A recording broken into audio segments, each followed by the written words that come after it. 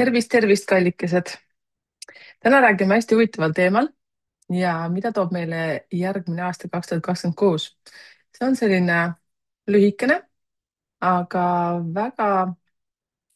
väga huvitav. Et 2025 aasta ei ole olnud tõenäoliselt rahulik.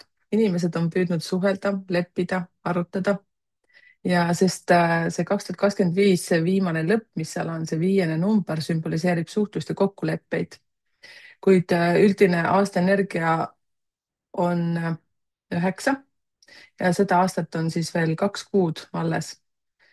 Ehk siis see on alati väga tugev ja emotsionaalne aasta, ehk siis selle numbri baasil. Ja kui inimesed ei lähe teenimisse ja üksteise abistamise teele, hakkavad nad end ise hävitama. See on selline väga sõjakas energia ehk siis Marsi energia. Kindlasti olete tajunud seda, eks ma olen teile rääkinud, et see globaalne aastaenergia mõjutab meid kõiki, see on nagu ilm õues. Ja tegelikult avaldus see energia kogu aasta jooksul väga tugevalt, kui sa nüüd mõtled tagasi seda oma aastat, kuidas see alganud on. Ja maailma eri osades oli palju kokkupõrkeid ja konflikte ja 2025 aastal raputas maailma sõna otseses mõttes. Ja samas jäi üldiselt taustaks siiski selline kommunikatsioon, katsed läbi rääkida ja rahu leida. Ja vaatame, mis siis 2026 aastal ootab meid. Et kindlalt võib öelda, et see saab olema väga huvitav aasta, sest lõpeb 9-aastane tsükkel, mis algas siis 2017. aastal. Et ma endale siin ka rääkinud seda, kuidas isiklikku aastat arutada. Tuleb veel aasta lõpus selline väga pikk, hästi põhjalik prognoos. Ja see aasta liigub või aastad, isiklikud aastad nii siis globaalselt kui endal, siis liiguvad alati 1-9. Ja siis, kui 9 lõpeb, nii nagu siis globaalselt praegu lõpeb 2025. aastal, siis see 9. tsükkel, siis see hakkab jälle uuesti pihta. Ehk siis see tsükkel siis hakkas 2017. Ja et see tsükkel lõpeb siis 2025. aastal ja umbes 15. jaanuaril 2026 algab uus 9-aastane tsükkel kogu maailmale.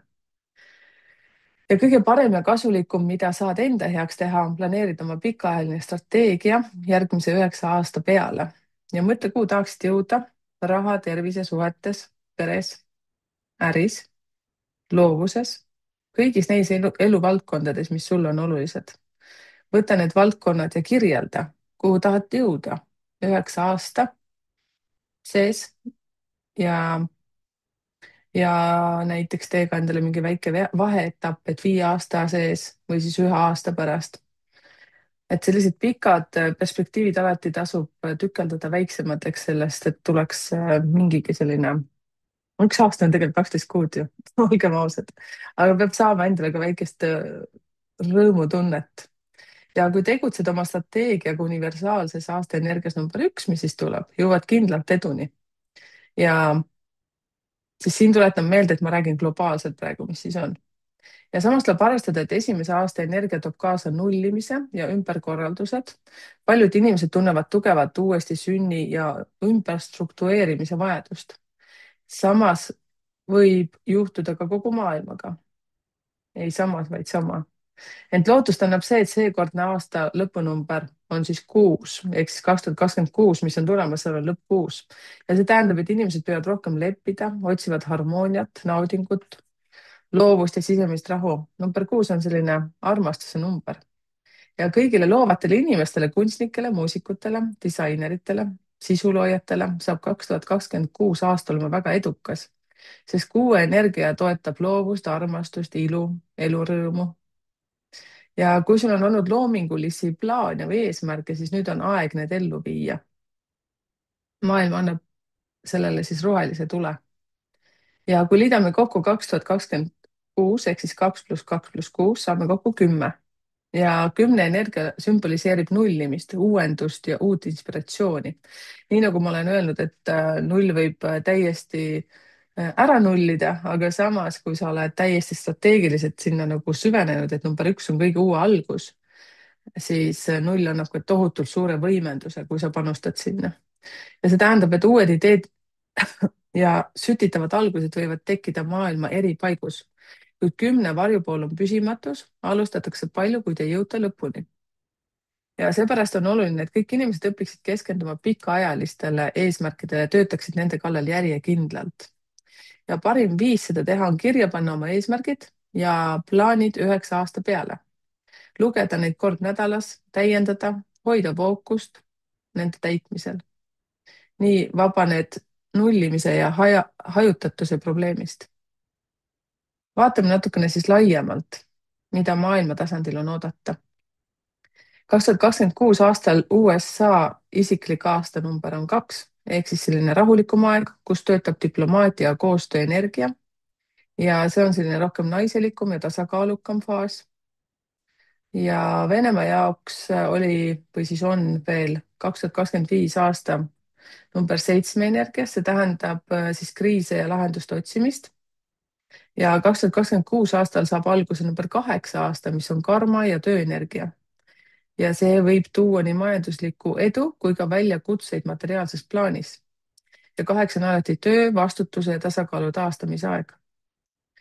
Ja Hiina jaoks näiteks 2026 aasta on 6. energias ja väga edukas ja laienemisele suunatud aasta. Samas võib tugevneda suhtlus ja koostöö Venemaaga näiteks, sest nende 2 riigi ühine aasta energia annab kokku 5. Kommunikatsioon ja kaubandus. Ja Ukraina jaoks on 2026 pöördeline ja väga oluline aasta, seotud mitte ainult universaalse energiaga, vaid ka riigi enda tsüklitega. See võib olla sama murranguline nagu USA-l oli 2025 aasta. Seepärast, et see Ukraina on siis selles energias. Aga Eestil siis 2026 aasta isiklik number on 1 ja numeroloogiliselt tähendab suurt algust. Kogu riik siseneb uude 9-aastasesse arengutsüklisse. Ja see on aeg, mil tuleb külvata uusi ideid, ehitada üles värskeid süsteeme. Ja Eesti jaoks on see tulev aasta siis inspiratsiooni ja initsiatiivi aasta. See on periood, mil tuleb tegutseda iseseisvalt, riskida ja uuendada. Vanad mustrid ja süsteemid, mis on tsükli lõpus oma aja ära elanud, hakkavad lagunema, et teha ruumi uuele. Ja riiklikul tasandil võib see väljenduda reformide, uute alguste ja uue poliitilise või majandusliku kursi loomises. Inimeste tasandil süveneb ettevõtlikkus ja soov oma elu üle ise otsustada. Ja Eesti energiaväli muutub 2026. aastal külvajaks. See, mis nüüd istutatakse, hakkab vilja kandma 2030. aastate alguses. See aasta nõuab julgust ja visiooni.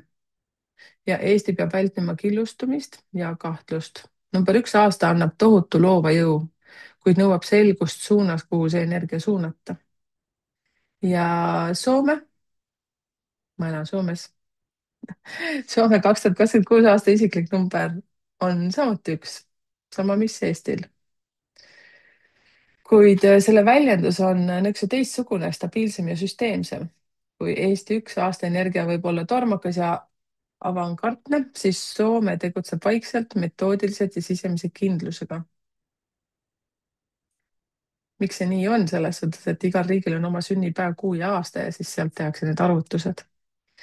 Ja 2026 aasta toob Soomele strateegilise uuenemise, kus luuakse uusi struktuure, tugevdatakse majanduslikku ja julgeolekualast alust. Ja samuti on see aeg, mil Soome võib kujuneda Põhjala regioonis juhtriigiks uues energias, mitte domineerides, vaid eeskujuks olles. Ja uued algatused hariduses, rohetehnoloogias, rahvusvahelises koostöös saavad tugeva tõuke. Ja esimene aasta numeroloogiline vibratsioon soosib ka uute liidrite esile kerkimist. Seega võib 2026 aastal Soomes näha poliitilist uuenemist või uute ideoloogide sündi. Aga vaatame nüüd siis, mida vältida aastal 2026. Kuigi kuus annab endas armastuse, naudingute ja harmoonia positiivset energiat, on sellel ka varjupooled. Ja kuue energia on seotud planeediga Veenus, mis paneb inimest proovile, kui kaugele ta on valmis minema naudingute, kergelt teenitud raha või meeleliste kogemuste nimel. Seetõttu võib 2026 aasta tuua esile kiusatusi, laiskust, juhusuhteid võib-olla ka liigset alkoholi tarbimist, mõnuainete tarbimist ja see kõik viib nullimiseni ja sisemise tasakaalu kaotuseni.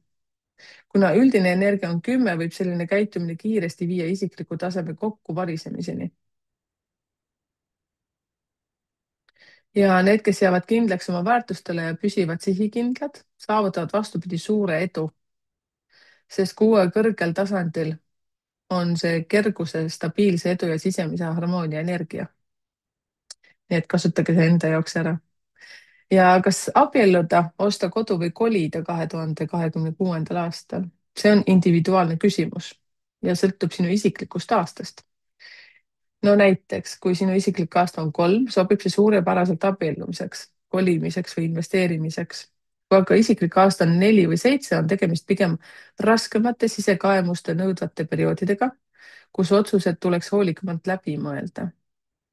ja näiteks kui isiklik aasta on number 7, siis see viitab sellele ka, et sul on ees mingi kolimine, elukoha vahetus võib-olla või ka töökoha vahetus.